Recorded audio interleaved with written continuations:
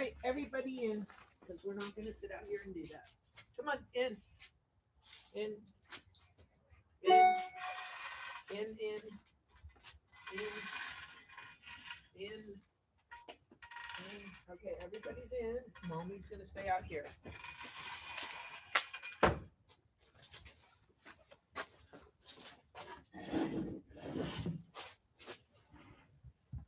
Hello, everybody. Hello, Jordan. Oh, it looks so beautiful outside where you are, Beth. Well, that's why I went and sat out on the patio so we had some peace and quiet with the, because otherwise, you know how my dogs are. They take over the whole event. I mean, I know. I was looking forward to seeing your dogs. so I just told them all to go in the house. I just asked them all to relocate themselves. Yeah. How many do you have? 4? I have 2, and then I have 2 dissidents from a divorce from my sister. Oh, I see. So who's the person underneath you? Is that Henry, our new intern? Hello, Henry, the new intern. Nice to meet you. Intern. Hi, Beth. Nice to meet you. Beth is our SEO guru. She's going to tell us all how to increase our digital presence. Presence. How we're what we got to do, what we got to focus on for this year. You just wait a few minutes for everybody to get on. Yeah, I think that's what. I mean, usually people drag in anywhere, between 5 and 10. 5. Yeah, because we'll just get started in 2 minutes. Hi, Cheryl. Hi, Maurice. Maurice, is it Maurice or Maurice? Hi, Jordan. It's Cheryl. Good to see you, Cheryl. Hi there. It's Marisa. Sorry. Marisa, hi. Welcome. Thanks for being here today. And I see Karen David Green is also logged in. Thank you for being here, Karen. We're going to start right at 12, and people will jump on as they want to. Like I said, we had about 16 people registered, so let's just stay on schedule, and I'll just do a quick intro. My name is Jordan Dean. I am the Communications Director for the GHWCC and soon the Executive Director for the Women's Business Center, which will be launching soon to get more female entrepreneurs to help them start, expand, or grow their business. That's what this launch workshop is about today. We are partnered with the SBA, and the goal is, like I said, to get more women-led startups and to help more female-owned businesses become a success. Thank you all for being here today. We're really excited to hear all of the great things that Beth Guide is going to present on how to increase your visibility on the World Wide Web. So we'll just do some quick introductions and then we'll get started into her presentation. I'll start with our rock star intern, Henry Trent, who's visiting us for the semester all the way from Florida. Henry, welcome. Hi, Jordan. Thank you for the great introduction. Yeah, I'm interning with the Greater Houston's Women's Chamber of Commerce to get the last credit I need to graduate. Yeah. So we're infusing him with all the feminine energy that we possibly can. And he's doing great. Glad to have him. Alexis, thanks for being on the call. Can you introduce yourself, please? Hi, everyone. I'm super excited to be here. I oversee Next Level Urgent Care's digital marketing, and I just redesigned our website that launched December 19th. So we are very excited about learning more about SEO and just ensuring that we stay high up in the search results. So excited to be here. Oh, yeah. I'm going to have to check out the new website. I didn't know. All righty. Thanks for being here. And next I have Leah on my screen. Hi, Leah. I unmuted. Hi, we were just talking on the phone. Yes, good to see you. Good to see you. My partner, Jackie, and I have just joined the Women's Chamber, and we have bought a local franchise of a national business called BioPure. We do disinfecting services for homes and businesses, and really our marketing is very much all social media driven. And we've been given a lot of support from our parent company in terms of templates and regular posts, and we're on Google My Business. But to a certain extent, we're kind of groping in the dark a little bit on whether or not we know really that we're doing the best with our search engine optimization. So I was so happy that this was the topic for today. So thank you. You know, Beth is, like I said, she's a guru, and I'm sure she'll be able to help. And Diane, good to see you again. Can you introduce yourself, please? Hello, thank you, Jordan. It's good to see you too. My name is Diane Goyette. I'm the owner of Early Childhood Specialties. We support all adults who work with young children by providing expert customized support in the forms of teacher training, tools, and toys. Yes, yes, yes. Thanks for being here. Cheryl. Hi, everyone. I am homesick, and so y'all definitely don't want to see me on video, but I wanted to, I didn't want to miss this.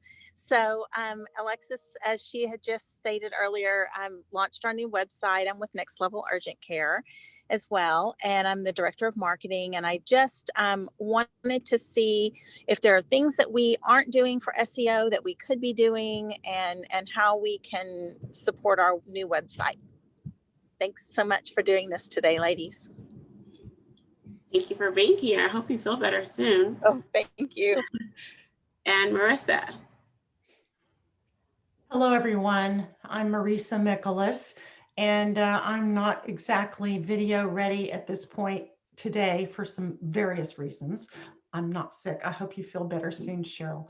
I am a consultant, and I specialize in some very large caliber program management, as well as some very rigorous change management capabilities that are really helpful in M&A or large IT deployments, things like that. And I'm actually here in advance of taking some steps, sort of wanting to get some perspectives before I get everything what set up. she So said, that's why I'm here. That's your first tip, what she said. You do it first. Yeah. She gets the award so far. Thank you. So you can see Beth's already, her ears are already ringing. She's already ready to give us all these useful tips. All right, and next, Karen David Green, thanks for being here. Yes, hi everyone, good afternoon. It's a pleasure to join you, and excuse the noise. We have some construction going on in the house, so if you hear background noise, that is it. My name is Karen David Green, and I spent 10 years at Weatherford and recently left. I was most recently the Senior Vice President of Stakeholder Engagement and Chief Marketing Officer. Awesome, thanks for being here. And Raynard School, what's your name? Thank you for being here. Do you want to introduce yourself? I'm sorry, this is Bridget Springer, the Director of Admissions at the Raynard School for Gifted Students. Oh, nice. Well, thanks for being here. Well, without further ado, we will have Beth guide. You all may have seen her a couple of times. She's been an expert guest on Fox 26. She's oftentimes our go-to person for these SEO workshops. She also teaches at Lone Star and other places. Or HCC and the SBDC. So we'll just round it right on out there. All right. So we've got quite a bit. I guess Dana's here and she's walked away. So I don't know if she needs to introduce herself either. Hey. Tell them who you are, Dana. I'm setting up my halo light. It's a plug for the art group. Come back and give the plug. Okay, can you do my halo light? I'm looking, it just looks too dark in here. No, you look great. Just tell them who you are and what we do. Oh, okay. I'm Dana Curvin, and I'm the former board chair. Glenn is too bright. The former board chair of this esteemed organization, the first board chair, and former lobbyist for the Houston Association of Realtors, and now the Chief Development Officer for the Art Group, our nonprofit, which conducts parenting classes to schools and to families and to whoever would like to have it. And Beth has been working with us for what, a couple of years now, Beth? Yep. I think for a we're couple of years and we're helping to get over 2 years now. our visits and views to our website up. Awesome. So I'm going to learn her secrets today. All of the secrets, right? All right. So that's the second rule. You can't learn what's in my head in one day. It's just not going to happen. I just want to make sure everybody knows. Scary. Yeah. So, and then we had another person come in, Cheryl, as you say that Jimenez or Jimison or how do you say it? Jameson. What is, wait, it's, you got a strange name down here then. Hold on. What does it say? Yeah, we can't hear you. Unmute. It doesn't show she's muted. Maybe it's just an audio. Okay. Okay, well, I'll introduce you, Cheryl. She's a CPA. She has her own practice. And we just featured her in The Connection a couple of weeks ago about why you, even if you're a new startup or an entrepreneur, why you need a CPA, right? I hope I'm doing you some justice, Cheryl. And without further ado, Beth, the floor is yours. Okay, so my name's Beth Guide. I'm with a company called SEO 411, and we've been working in the web design SEO space now for the better part of 22 years, 23 years, something along those lines. With that said, every year I'd like to start off the year and kick off like what our goals should be long-term as we look at what our upcoming year is going to bring, and then how we're going to go about that, because this is just Google's world and we all live in it. And I know that's kind of like not something that some people want to hear, but that's just kind of the way it is. They do about 80 to 85% of all search traffic, solutions that people are looking for. You can figure 85% of those people are going to start at or end up through Google at some given point in time. And by not having a presence in that space, I think it's a ginormous hole in anybody's marketing campaign to just ignore it. One of the things that has struck me as I sat here listening to your invitation or your descriptions of yourselves and your businesses, your elevator speeches, is that I had one person give the right answer and several of you kind of said you're doing it in hindsight. And if there was one message that I could get out to everybody in the whole world is, in order to succeed on Google, it would be that you have to start with the planning and then go outward. It's much more difficult to do everything that you think you should do first and then come back to it. So it's an interesting dynamic, but that is what most people call or do when they approach this. They go, they build their website, and then they come to us and say, hey, can you help us?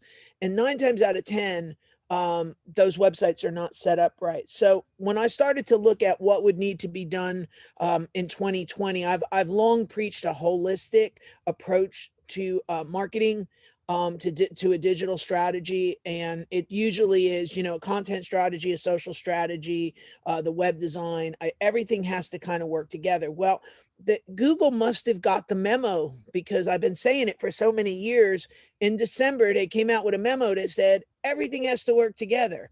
So I now have to get all these business owners on the page, everybody I come in contact with. How do I make all these things be integrated so that these systems all work together so that we can feed Google the information the way Google wants it, but yet that's still palatable to our end user? Okay. So there's 3 tiers. And when we put this group together, I told Jordan this was going to happen. So I'm going to do an overview today. Then we're going to talk about web design next time. And the time after that, I'm going to talk about social media, which is what are the 3 pillars. So what Google did is, and how they're going to affect 2021 is that everybody write down May 15th. I didn't say that wrong. I'm not talking about tax day. That's Google Armageddon Day. Okay. That's the day that they're going to kick out all the bad people, whatever that means. All right. But on May 15th, they're giving everybody a heads up of what's coming, and we're going to all need to be compliant with that. Now, the good news is they've been listening to me. So anybody that's been around me for any reasonable amount of time, you're already on the right path. Those of you that are not, we're going to do what we can to get you on the right path. Okay. So the first thing that I'm going to start with is they started talking about speed. and what does it mean to have a fast website? And I actually think that packed into that and embedded into that are some other additional problems. So we're going to talk about that. Okay. But the need for speed ultimately starts with your web hosting company. And if your web hosting company does not have the right parameters in place to service and put stuff through Google the way they want it, they're going to immediately those websites are going to be demoted. So I think I was talking about this with some group at HCC last night, and their first question was, well, how do we know? What can we ask people? To me, that's a blog post I need to write, is to put something together that says, because to me, there's very few hosting companies that make the measure, and they're not really the big boxes. There's only one from the big box side that actually meets the criteria. Now, many, many years ago, truth be told, I put together my own web hosting company because I thought they were all bad. So I did it myself, because that's just how I do things, is that when I hit a problem and I can't solve it, I just figure out how to solve it myself. So, but past myself, if I had to go look at that, I would say that Bluehost is probably the only other viable alternative to myself as we have this discussion. Some of you are going to find repeat that name. Please repeat the name. It's either myself at SEO 411 or Bluehost. Perfect. All right. And the reason I say that is because you need a back end that runs basically on WordPress. I mean, we see a lot of people come and they have Wix, Weebly, Web.com, Squarespace, and those platforms are not designed to set up and work with Google properly. I know they say they are, and they put that in the literature that it's SEO friendly. Okay. SEO friendly and SEO successful are not the same thing. Okay. So you have to put your elements together right. And those platforms right out of the box immediately, almost inevitably, I mean, I do think there's probably some Wix, Squarespace, those guys are not geared to do what's going to need to be done. Now, whether they changed their platform or not, I don't know. Shopify can be done, but it's usually done by people with my skill sets that can make Shopify work the right way. So that's kind of why I hedge that comment, because it depends on which one it is and where it is. But to get those websites ranking and to get them on the front page of Google and to get them where they need to be, really the only viable anything they're out there is really a WordPress website. I don't own stock in website and WordPress. I don't know WordPress, but I'm here to tell you that they are the preeminent source for what needs to be done. So the first thing, to the lady that said, I'm here to plan, I'm hoping you're planning to build your website in WordPress and not some other thing.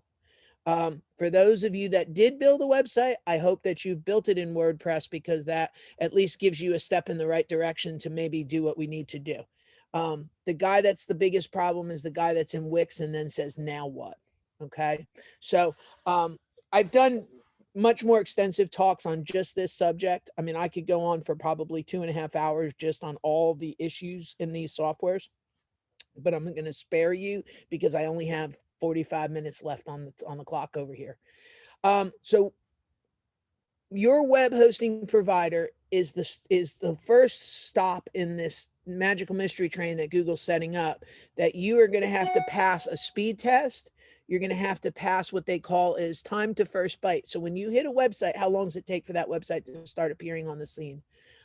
You're going to have to make sure that if you're running a WordPress website, you are not overloading or over bloating it with plugins or outside resources. So on my own website, if you looked at mine, I know mine fails a speed test, and I'm going to have to make some hard decisions on it. The chat feature that's running on it right off the bat helps disqualify me. So I'm going to have to figure out whether I can run my own in-house chat function that does not go to a third party. I put a video on the top of my homepage that's slowing it down. So I'm going to have to decide whether I want to take that video off. The theme that you pick, the theme company that you pick, how you use that all affects your load time. So the web hosting company can help by having something called light speed. So if you were just going to call your web hosting company and say, do you offer a light speed server? If the answer is no, you're already at a disadvantage as to whether your website can score properly. Light speed helps speed up and cache things better. Not to get all brainy and technical on you guys, all right? But the best question to start with is, do you offer light speed? And if they say no, or I don't know what light speed is, you already know the answers to the whole rest of the discussion. There are some workarounds, but not a whole heck of a lot. So that's the first set. So speed, how the website reacts, what is it built on, and what is the back end? How do you assemble the back end of that website? So I'm going to give you a web address so you know how to go grade your own website. It's called gtmetrics.com. And Jordan, can I share a screen? Yes, I can. Okay. Hold on a minute. Let me do this. They did give me screen sharing ability, which is kind of awesome. All right. So can you all see my screen? Yes, no, maybe I can't see you. So if you're saying yes, I don't know. Yes, you can see the screen? Yes? Yes. Yes. Okay, okay, good. Yes, I Okay. do myself. All right, good. Because I just needed to make sure. All right. So gtmetrics.com. Okay. So if I put in my website, which I know is going to do very poorly, it's going to run a scan of that website and it's going to tell me how good or how bad I did. If you can get this to pass, you're going to be okay with from the Google standpoint of it all. All right. If you have a movie running on the top of your homepage, Dana, that means you too. You're almost immediately behind the curveball with that. So like I said, I'm going to have to make a decision on what I want to do with my own homepage because I like my movie.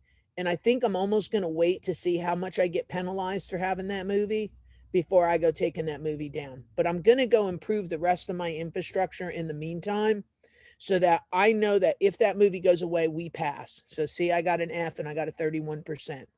And it can tell you what it's complaining about. So from the point that it loads on the screen, it's complaining because it has to fully load this entire movie, which took it 5 seconds to do. So it gives me all the things that I need to do to fix my website.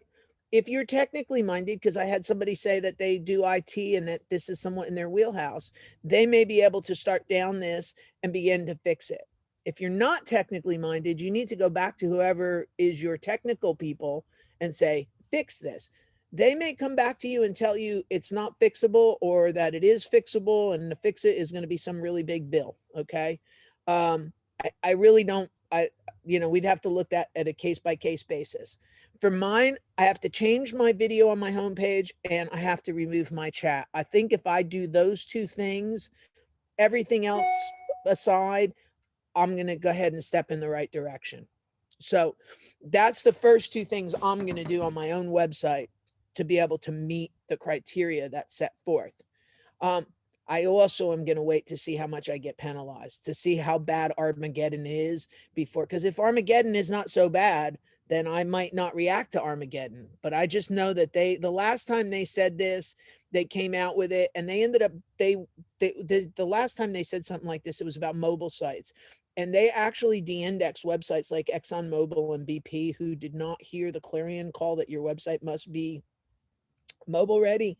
And they actually deleted Exxon from their directory until they actually fixed their stuff. So I'm a little tiny person. My bet is I'm the first one out the door. If you can go get Exxon, you're coming and get me in the first round. I just can probably see that coming right away. So we need to take these speed issues to heart. We need to, and I'm leading with this because this is, I think, going to be one of the biggest pieces that we're going to see is going to impact how our websites rank. Okay. And if you don't do this, you're going to end up with a whole world of trouble on your hands because I think we're all going to get hosed pretty badly because they don't come out and give you a 6-month head start to go fix a problem. Okay. So just understand that. Okay. So that's enough about the fear of Armageddon and speed. Okay. So we'll just kind of go there and from that, but you all have a tool. You all know how to go find out. If somebody tells you this is not important, please go find somebody else to talk to. If somebody says, don't worry about those things, that's no big deal, go find somebody else to talk to, okay? Because at the end of the day, these things are going to have to be addressed, and they're not going to be allowed to stand. And we're going to have to find ways to still look awesome, but yet fit in Google's box, okay? So that's that story.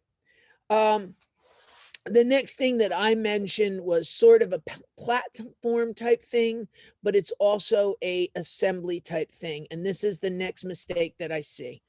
When you have somebody that is only a web designer, that they say, oh yeah, I know SEO. I just have to put a few keywords on a page, or, oh, I know SEO. It's just putting a few tags here and there and it's all okay. Those people don't know SEO. They just know just as much as the SEO friendly stuff that's out there. And that's not a knock on anybody. It's just that this is a mindset. So to my mind, SEO is a lifestyle. How do I choose to put things together? How do I wish to achieve results for myself? And how do I assemble things? And last night, somebody asked me a question, and this was their question. Is there a checklist of things to do after you do something?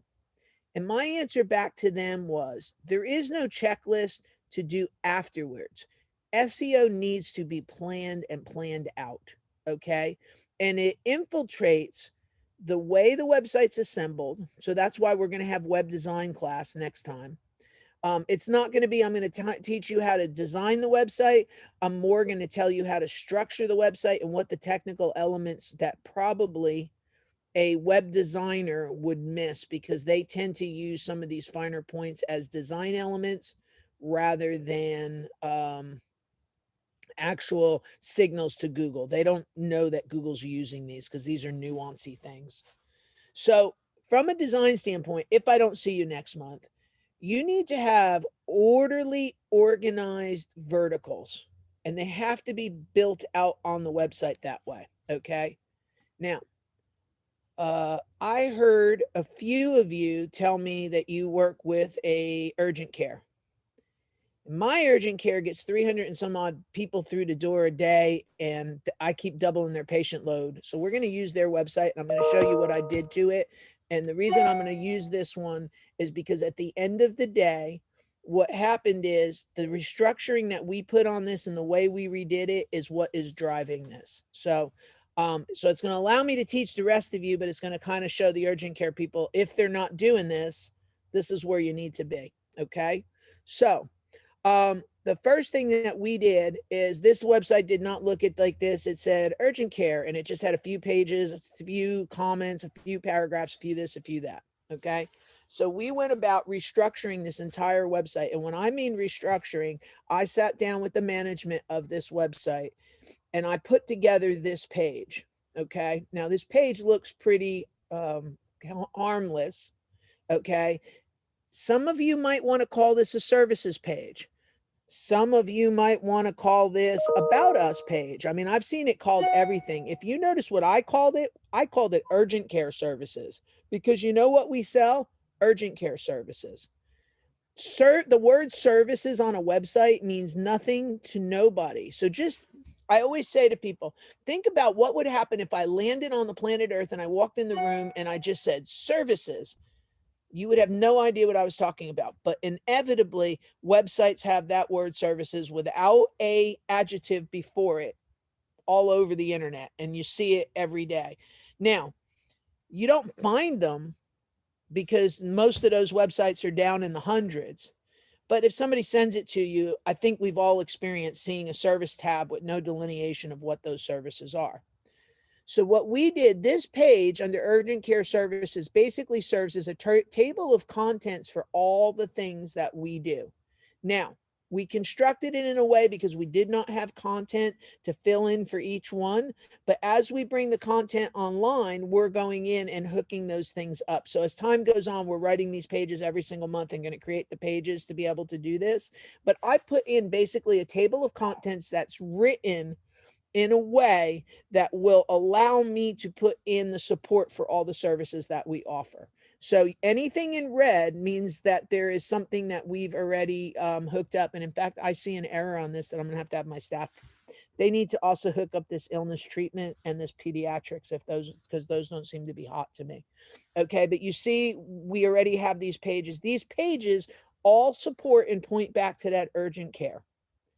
So if you sit down with your website, you need to outline the services that you provide and do it in a way that they all support each other. So all the urgent care services point back to the urgent care main page. So if I go to illnesses we treat, this is going to be a page all about illness.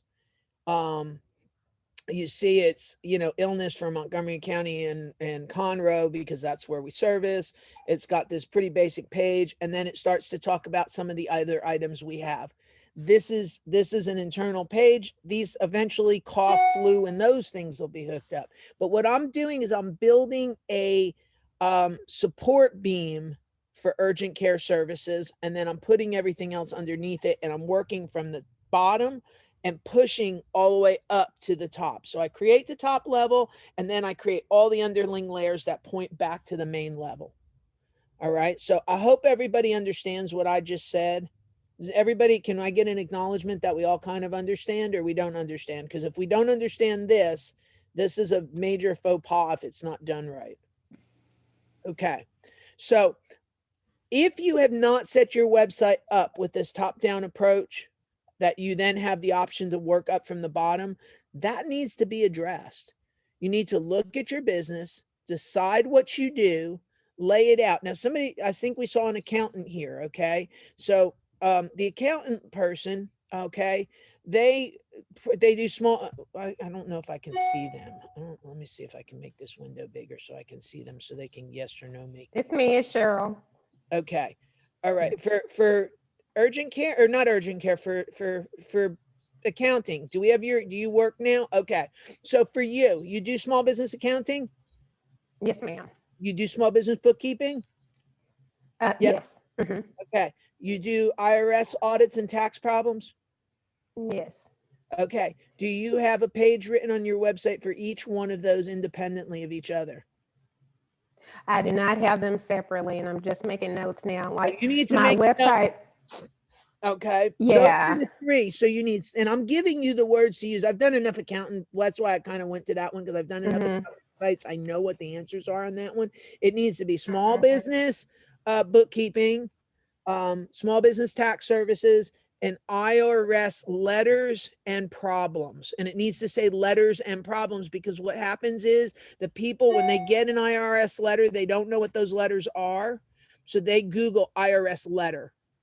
So that's the leader. Okay. And then you can go down to the letter types below that. Oh, the other one, add in there, make sure you have a standalone page for it, is wage garnishment, which I don't think you can do in Texas, but it can be on, it needs to be there because people Google it constantly. So when you structure to put a services page together that just says, hi, I do bookkeeping, I do tax returns, and I do IRS stuff. And if that's all you say, you will never get a hook in that page. Where are you located? I'm in the Humble area. All right. So you're in the Humble area. Can you hear me? Yeah, I actually could listen and hear you, because I'm in the Humble area too. So that's good. I actually live in so, but okay. So okay. See, we're very close. So the thing is that the other thing you're going to do is you make sure you use that Humble, Kingwood, Atascocita, Lake Houston, and North Houston tags, so that when you write your page and you put your page together, you start talking about those communities and how you service those communities. Okay. So Google then picks up on the fact that those communities, so if you notice, the Conroe and Montgomery County and Willis are all over this urgent care, because that's where this urgent care is. Nobody's coming from Baytown to go to Conroe to go to an urgent care. Okay. So you have to kind of say, and once you have that base of where you are, then you can branch yourself out. Now, as we're saying this, so something like an urgent care, you know, they say it has a 5-10 mile radius around it. Okay. Something like an accountant office, 5-10 mile radius around it. So you also have to understand that I didn't hear anybody else. Dana, you're a good one. She's like the state. So we don't talk about Houston because she actually is the entire state of Texas and not just one city in it. So we don't want Google going, a city, a place just in Houston. That's the only place our little nonprofit helps. That's not the case. It will help in the entire state of Houston. We are in the state of Houston. Listen to me. The entire state of Texas. It also will, we also have an office in Dallas. So we've set up and constructed to be able to incorporate major metropolitan areas, but we sent the signals to Google in a way that they understand that this is a state situation and not a local situation. But the urgent care people and the accounting people, I don't care what you do, you're going to be local unless you take yourself out and go down the tax service road. That's the only one they seem to let out of a local. And there is a longer strategy on how to broaden your horizons outward and how to make that work. I will say that. But you need to be making sure that your content and your website and your structure all support that. One page, you're still writing Can I there, ask? telling you what to do. Okay. Ready for the next? Yes, ma'am. Put up a blog post that talks about how businesses within Lake Houston, many of them are home-based. So you have to work within a home-based business system within, or small business system for Atascocita, Humble, and Kingwood, because they're basically bedroom communities. And what's happened is people are staying home and working from home. So the commute to Houston, but you need to put, so that what that does is start to set the paradigm of where your business service is. But you're talking about it in a way that everybody knows that these 2 places, 3 places really are pretty much bedroom places, you know, that people used to come home, go to work, get up, leave, and go back down to downtown Houston. And that's not happening so much anymore. Okay. So it's almost like the evolution of an area and how your business fits in that and how that increases your business because people are not driving downtown to go to work anymore. Can I ask a quick question? I guess, Jordan, can she ask a question? Just real quick. Yeah, I guess. I don't know. I'm not. Okay. just really quick. My business is expanding to include international kind of like expats from outside the country, which mainly they're located in the Woodlands and Sugarland, Katy. So should I put the Humble area? Yes, and add the Woodlands to it. Forget about Sugarland and Katy for the moment. Put the Woodlands and build that business out first. And then, like I said, there's ways to creep that outwards. It's how I did my SEO company because they look at a web design and SEO company as being localized to an area. So I was pinned into Kingwood for the first 10 years of my existence. And then I started to look at, hey, how do I take that outside the community? So there's ways to do that, but we've got to get our own backyard under control before we start worrying about the whole rest of the area. I hope that makes some sense. Can you all hear me? Did you all hear me? Did you go away? You got it? Thumbs up? All right. Okay. So that's the next part I'm going to talk about. Okay. The last part I'm going to talk about, and I have like 10 minutes to do this, so in case there's any questions, okay, is content and social engagement.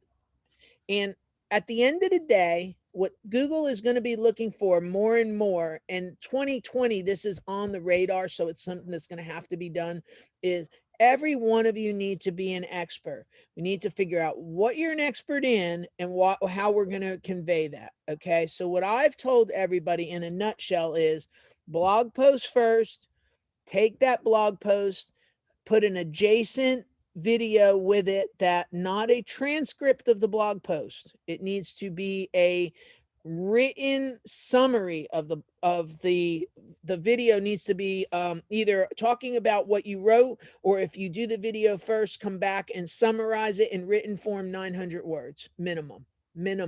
That's minimum. You got that? 900 minimum. All right. And what ends up happening is that Google starts to see that video and that written page, they'll start to pick up, tie them together. Where I see the mistake is the person with the franchise, you got a problem because you can't do what you need to do. You're only able to do it in a social forum, and only doing it in a social forum, what ends up happening is you're supporting Facebook and Twitter and the social properties or LinkedIn, but you're not supporting or helping yourself. And I've worked with people to work around their franchise agreements because I'm a big believer in doing that. Okay. And doing it in ways that you don't violate the agreement, but still can promote your own business. But and you're never going to find me be a person that even supports putting stuff that did not emanate with you on third parties. Okay. So that's a really big thing. Everything you do needs to start with you. You don't own Facebook. You don't own Twitter. You don't own the rights to what you can and can't do on those properties. So therefore you can use them to support your business. You cannot use them to run your business. And I've had this with realtors for years. They say, go on HAR and go on Facebook. And they have told realtors to give up their own properties. And no offense, Dana, but no offense on the HAR thing. Okay. But at the end of the day, they're doing that realtor a disservice because they then become the powerhouse, and that realtor has no give back or entity coming back to them because they've told them, hey, give up your website and just run it over at HAR. So you just become an agent of HAR or an agent of Facebook. I've seen it go both ways. Realtors need their own websites that start with themselves and then emanate outward to these other entities. Okay. And that's a big deal. Go ahead. You have a Well, question? I'm the one with the franchise. And so we've recently, all the franchisees have said we need our own landing page. So we've gotten that. So we're www.biopureservice.com/Houston Central. But we don't control the content on it. And that's the bad thing. So the thing is, I can't, but what you can do is you still can do your own podcast. We would just have to come up with a way that you are branding that back to something that a property that you owned. So there's ways around this, guys, but as a general rule of thumb, unless you're forced to by a franchise agreement, do not give up your autonomy and say, I'm going to run my marketing off of Facebook, because next week Facebook could decide that they're going to sell. I used to say they're going to sell shoes. And people would say Facebook would never make changes like that. Although I think of recent, we've seen them make some changes that affect how a business may or may not interact with them. So I really, although my shoe example was not too far off the reservation, you can get up tomorrow and they can change their terms of service and you're out of luck. And it's their property. They own it. So it's like renting a house and then complaining because they told you not to put a painting on the wall. Okay. You can't do that. So the only way you can control your own stuff is to own the house. And what I mean when I say own the house is own your own website. So franchise agreement lady, you're not going to hear me say this, but if I were you, I would have just a blog about what you do that lives outside that franchise and put an ad to your own business on it. So make sure that whoever owns that blog, they don't know they're not you. Make sure it's a third party that you understand what I'm telling you to do. Nothing stops you from going and blogging about whatever you do. Okay. Right. And if you, I beat Ambit this way. I used to have Ambit people come to me and say, well, I can't have my own website. So what I started to do is put up websites that talked about jobs for people over 50. Mm-hmm. And then on the right-hand side, we'd have the ad for the Ambit guy that says, looking for a job over 50, call us. So we were able to feed the guy Ambit leads, but not violate his Ambit agreement. Okay. Do you understand what I'm saying to do? I did this with, the forum down at Memorial Woods to the retirement is 5-star property retirement home. They couldn't have their own website. So we put up at one point a Medicare advice site that had nothing to do with, but we ran an ad on the side that looking to go live in assisted living, go to the forum at Memorial Woods. So nobody can I got stop you. You're Yeah. tracking, right? Okay, but I didn't tell you that, and we're not going to know anything. You never heard me say it, right? Okay. Okay, but you can be the master of your own destiny that way, and I think that's what that's where you have to be empowered. But everybody in this room, if I asked you if you were an expert, you need to be an expert. The ability to be an expert is now on steroids. So you heard Dana say she's got light rings and needs light rings. The reason why is because I have a production studio set up in their home so they can make me videos and talk about all the things they do and how to help children. So that's why she's got a Hollywood movie running in her house there. Okay. But and you don't necessarily need to do that. I mean, but you know, if you make a video, make a written article, but then what I'm going to tell you to do is make a podcast. And everybody goes, well, what am I going to say in a podcast? You would be surprised. Accountant, I think you could podcast every day for 10 years and never talk about everything the IRS makes you do. It's just a hunch. You agree with that? Yes. Okay. See? All right. Everybody in this room, the urgent care people, you could talk about everything from how to wash your hands, staying healthy with next gen urgent care. Okay. And those guys they can talk everything from should I take a zinc pill and does it help the common cold, all the way out to what to do when your kid falls off the bike and they have little gravel. I used to have that happen to me, have little gravel in their knees. My mother used to sit there and pick it out on me. Anyway, so you can talk about any set of maladies or ailments that you encounter as an urgent care, first aid treatment, first aid for parents, first aid for parents, but also first aid for people with old people that live in their house. That would be me, how to stop them from falling down the stairs, you know? So there's a bazillion things you can do. So don't think you can't run a podcast. Don't think you can't run um, a blog. Don't think and they need to all be done together. So, and I don't know what Jordan's intention with this is, but usually what I do with these classes when I teach them, I take the video, I actually take the video, drop it on the internet with a write-up about what I do. I strip the audio out, make it a podcast. And so I have a podcast, I have a YouTube channel, and I have a blog all running because of all these classes I teach all over the city. And that's now not all of you run around teaching all the time, but I guarantee you teach your customers every day. If I call and I say, I just sent the thing off to my accountant that said, what's the tax credits on a PPP loan?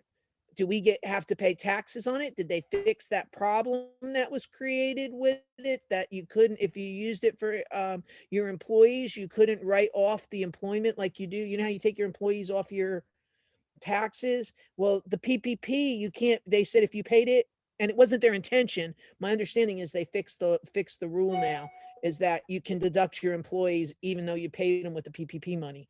But the thing is, I just gave you, I hope you're writing that down, because that's another whole topic, and that's a relevant whole topic about what is the tax implications of the PPP loan. Is there a tax implication if you take the second PPP loan? So I want you guys to understand that there's so much you can talk about. I could, each one of you, I could probably go find 100 topics before you left the room. And I will say, I'm really good at throwing these things out there and kind of fire hosing everybody on what they should be writing. So let me see. Dana said, are you seeing the questions? No, because I just opened the window with all the questions. So now I'm seeing them. Let's see. So the first one, it says, what type of verbiage a school should use? Give me a hint here. So you're gifted in time. This is Rainier School talking to me, Yeah. right? Okay. Raynard, yes. Okay. And you're saying you should have blog posts that why do I want to send my kid to a private school? How does a private school better support children after graduation? What is the success rate of a private school kid versus a public school kid? Not that I'm picking on public school kids. I'm a private school kid and I hated every minute of it for 12 years, except that now I say that everything I am is because I was sent to a private school. My parents recognized that I would do much better in a private school than I ever would have done in a public school. All right. So Gotcha. those are the type of things, those are the cases that, and you could go on what are child development issues, you know, what is what is about the class ratio, being able to dictate your own curriculum to a certain extent. I mean, you have a lot of things. You could do a parenting podcast that talked about, you know, the benefits of, I think I could talk on the benefits of private school for at least a year and a half without running something to say. So, so I need you. you kind of get what I'm saying there. So the Yes, next one yes. said, everyone has a podcast except for me. All right. I don't know what the book says, but I'm telling you, everybody should have a podcast, because if you don't, Google's going to now say, wait, you don't have a podcast, so you're nobody. What I will tell you is this. Google's looking, so Google's signal driven, right? So they look for things that are out in the internet that they can then tangibly justify that you are who you say you are, you do what you say you do. Okay. So understand this is a signal driven thing. So when you put a podcast up, you would put it on Apple Podcasts, you would put it on Google Play, you probably would put it on Spotify, you might put it on iHeartRadio, and they're all free to do that. This is not something that costs you money. They don't charge you to do it. So when you do those items, intrinsically, you should answer the question of what is your website address with your actual website address. And when you do that, Google says, oh, wait, look, this website runs this podcast. And therefore, this website now goes up because that podcast is pushing them upward.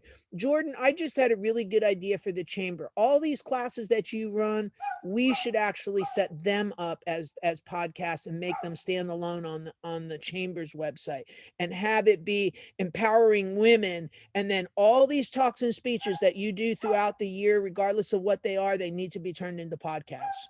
That's just idea that just popped in my head as I was talking.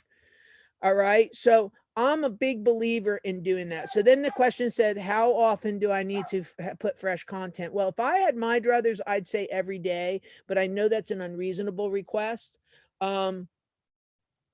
Just as you can do it, but don't do one and then come back in 6 and 8 months and do another one, and then do 6 and 8 months and then said, you know, that crazy lady at the chamber, she had no idea what she was talking about, because I put up these things every 6 months and nobody's paying attention to me. All right. I know myself, I haven't really put anything up. I put a couple blog posts up, but I haven't put anything up on video or podcast since the beginning of the year. I need to get that done like today or tomorrow, so I have something out for January, so they don't think I abandoned ship. It's just January's been pretty busy and I haven't gotten to it. And then I broke my iMovie thing that I'm trying to fix now. So I have that going on. But long story short is, do it as you can, but try to do something monthly, weekly. If you can do it weekly, great. If you can do it monthly, I'm not going to throw stones at you. I just need you to do something. Okay. And I have some people don't get planitis, meaning that you're planning, and you never go forward because you're doing so much planning, you never do a thing. And I know a lot of people that they can keep planning, and if they never start, they're never going to finish. And I think that's the other thing that I see a lot, because you guys are all, you have like stage fright of doing something. Frankly, just go do it. It can't be wrong because it's your opinion. And I'm going to assume you all know how to do your jobs and you know how to do them. My opinion of the way the tax code works and your opinion of the tax code, they don't have to be the same. That's what makes you unique. That makes me want to do business. That makes me want to do business with you. And these are ways for you to broadcast whether you're likable or not. All right. People do business with who they like, and you can't talk to them through a computer screen. But if you put up ways for them to see you and get to know you and interact with you. Oh, by the way, Google's watching this like Santa Claus, and they know. I'm going to answer that in a second. They know everything you're doing, and they know the impact of what you're doing. This question said, should the video be professional or with my phone? Okay. So I'm going to tell you, if you have an iPhone 8 or better, you're cool. Just get a tripod for it. You can even go on Amazon and they do have these rings. That's what Dana has. It's a ring that lights you up. So it makes your color a little better. So You know, you can do that. You don't have to do that. I have a 40-watt bulb that sits next to my desk, and other than, I only came out here because the dogs were all frisky today and they've been barking their heads off. And I was like, man, they're going to bark through the middle of this webinar. So we're not going to do that. So I came outside, but usually my office has a 40-watt light bulb, and that is my lighting, is a 40-watt light bulb. I'm good. All right. So each and every one of you make that determination for what you think you need and how you need it and what you need. I think the messaging is far more important than the delivery. And in fact, I think everybody, for the most part, works with small business.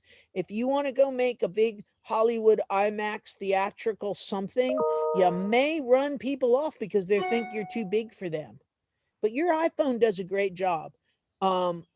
In fact, I was using my iPhone even when I was teaching this class in person before we did this whole Zoom thing. I just used to set the iPhone up on a tripod and would let it just run in the background and just film the class, and we would come back and do it. When we resume class, I'm going to use Zoom. So, and that's a way to handle it too, is just kick on Zoom, talk to it. You can talk to yourself on a screen and if you want to use your screen and show a demonstration, you can do that because you have the ability to do that with the screen share.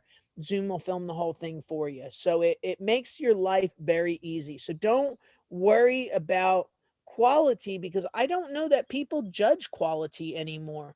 I mean, can you really tell the difference between what's made with a cell phone at this point and what's made with a high def camera in a I personally can't. I turn my TV on and it all looks the same, you know? So I don't think there's all that much difference. Now, don't do this, which means don't bounce your camera like crazy. Put it on a tripod, you know, or use your laptop that you're opening it up and it's staying stationary. Or don't get your kid to come and do it. So we have this and that kind of stuff is bad. This is not the Blair Witch podcast thing. Okay. We need to be, you know, stationary and normal with what we do. So what other questions does everybody have? I want to get a picture of everyone.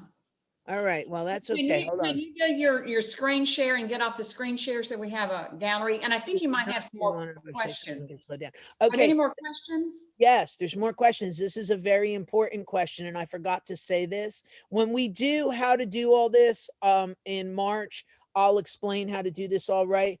No, you can't put too many videos up, and B, they should all be on YouTube. Okay. But we're going to talk about how to do that right going forward, because some people just said, well, you said to own it, and now you're telling me to put it on YouTube. Trust me, I know what I'm telling you to do and why, but I will explain that one in depth when we get to March. Okay. Because there's a couple different schools of thought on that one. Go ahead, person with a franchise that I feel sorry for. Well, in all honesty, I think they've got the franchise has great quality of branding and graphics, and it's, you know, they've done some really top-notch video. So, and as a startup, I'm glad I have that tool to, you know, get me into the marketplace. But I hear what you're saying. There's a problem there with that though, because you all have the same thing. It's not unique to you. You're not saying anything unique. So you're not supporting your own brand, you're supporting their brand. Oh, I agree. I mean, their reason for controlling it is because we are, you know, doing disinfecting, and it's an EPA approved process, and they're wanting and needing to control promises made about efficacy and that kind of stuff. But I agree with you. But I was going to ask a question, Beth, and here's my question. So we've been talking about these tools and going on to YouTube and other things. Is there a difference in whether or not you're reaching out to a business, you know, B2B type marketing versus a residential in these tools? You know, we're using a lot of LinkedIn. Are my clients going to be looking for me on YouTube? No, but you're going to pull that through to YouTube because you're sending a signal. So when you put it on YouTube and then suck it through even the LinkedIn, you're sending a signal that that's the valid, and Google owns. See, you're now making me tell you about lesson 3 before we even got there. But Google owns YouTube. So when you pull it through YouTube, you're sending Google the signal. I don't care whether you pull it from YouTube through to LinkedIn or you pull it through to Facebook. That's the delineator between B2B and B2C is what are you putting up for the consumer? What are you putting up for the business? And the business needs to be pretty much out on LinkedIn, and the personal needs to be out on Facebook. And that's kind of the way. Just throwing stuff out there to throw stuff out there is not really, you need to have some kind of level of strategy to do that. Right. And then decide, which one is for better for, if you do you do both consumers and business, or business only? We do both, but Okay. we have a more of a business focus right now, and it's by vertical. We have specific messaging for, And you know, that's the way it should be. That yeah. is the way it should be. So, who are you talking to, and then where should you put it based on who you're talking to? To me, I'm always talking to the end user, so I always just throw it out everywhere. But at the end of the day, admittedly, the stuff that I put on LinkedIn works better for me because it's more business to business. I don't get so many people in their feety pajamas that want to talk about their website at 11 o'clock at night. It just Right. doesn't happen. So One more question, and then I'll let you move on. But so, for example, so we have our technicians doing jobs, and we take video of them. Like, for example, they're disinfecting the cabs of a fleet of, trucks for a transportation company. So we were just putting that video directly, onto the social media. all right. So when you put that directly on LinkedIn with no way to link that back to your business, you're really only supporting LinkedIn. And as long as I see that, then I'm only seeing I'm seeing it on LinkedIn, but I don't know where to go or what to do or how to find you. Now you could go point it back to that page. This is where I do 3D chess in my head. So I apologize to that. But so you're doing this, and you're going to point it back to that other website. But let's say in 10 years, you decide you've learned enough carrying this product that you're going to go want to be your own product, and you Right. want to walk away from that. I always think, how can I make sure you have the most assets that you have, that if you want to stay, but if you want to go, that you have the assets. So just kind of put that in your head. If you're taking those videos belong to your business. They're your employees, they're your people, correct? Correct. Yes. Yes. Okay. So as long as that is the actual case of all of this, then make sure that we're putting them in a place that we own and that we benefit from. So meaning that if you have to use YouTube for the meantime, please do that. Mhm. Okay. Because again, I'm thinking today, and I'm thinking when the expiration of that franchise agreement hits. You notice I've hit enough of these that I kind of understand the I mechanics can of them. tell you have experience. Yes. Thank you. So it's just, how do you work them all out? So does anybody else have any questions? Because what's going to happen is we're going to have a dog bomb go off here in about 3 minutes, because I just saw my sister's car go by and she's bringing me more dogs. So yeah, and we're at the end of our time. So if you all want to follow up with Beth, Beth, you want to put your contact information in the chat? They can follow up there, or look out for her future workshops on our calendar, and we'll be sharing them in the email blast. What else do you need? My phone number, huh? That's my phone number. We hope that you all enjoyed this presentation. I'm always learning so much every time you present, Beth. Any final, someone wanted a picture, so do you want to stop the share? Yeah, I wanted a picture, but we need to get the screen share that she has about Montgomery County and the, whatever it is, urgent care off the screen. Okay. So I have a gallery of everyone. Okay. Can you stop? I'd like to show what we've been doing. Okay, everyone smile. 1, 2, 3. And one more. Everyone looks gorgeous. 1, 2, 3. Awesome. I'm sure one of those. Well, it's been great to see everyone. I took notes, Beth. All right, that's good. I think the podcast idea is a great one. I really like that.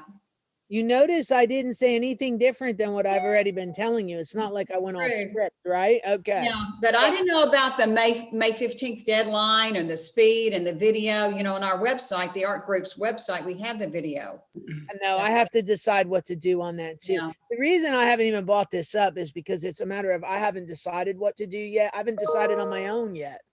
So, I may just test it, see how it goes, see if there's an impact. If there's no impact, then we'll leave it.